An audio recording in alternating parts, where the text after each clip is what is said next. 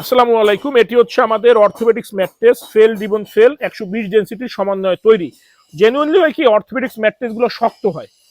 শক্ত ম্যাট্রেস ডাক্তাররা সাজেস্ট করে শক্ত ম্যাট্রেসটা বেটার স্বাস্থ্যের জন্য। ব্যাক পেনের ঝুঁকি থাকে না। তো এই ম্যাট্রেসের উপরে আপনি পাতলা একটা তোষক বা একটা টপার এটা ইউজ করবেন, তাহলে আপনার চাদর গুছতে চাদর সেটিং করতে সুবিধা হবে, পাশাপাশি মশারি গুছতেও সুবিধা হবে।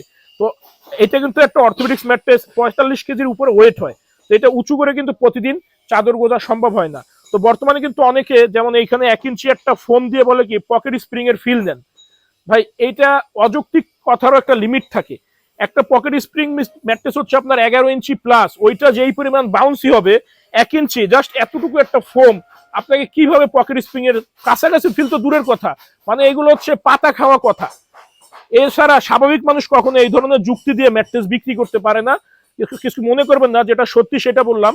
এটা আপনার এই ফোমগুলো হচ্ছে সুপার সফট ফোম অনেকে দেয়, এই ফোমগুলোতে গরম লাগবে, পাশাপাশি ওই ফোমগুলা বসে যাবে। প্লাস হচ্ছে দেখবেন 6 মাস 1 বছর পরে বা 2 বছর পরে ইউজের উপর নির্ভর করে দেখবেন গুঁড়া গুঁড়া হয়ে গেছে।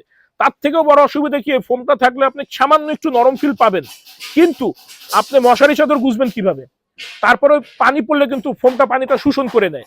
তো এইগুলো মাথায় রেখে কেনাকাটা করবেন। উপরে টপার বা তোষক থাকলে সহজে উঠে শুকা দেওয়া যায়, চেঞ্জ করা যায়, মশারি চাদর গুজা যায়, অনেক রকমের সুবিধা থাকে। তো যেখান থেকে ম্যাট্রেস কিনেন একটু বুঝে শুনে ক্রয় করবেন।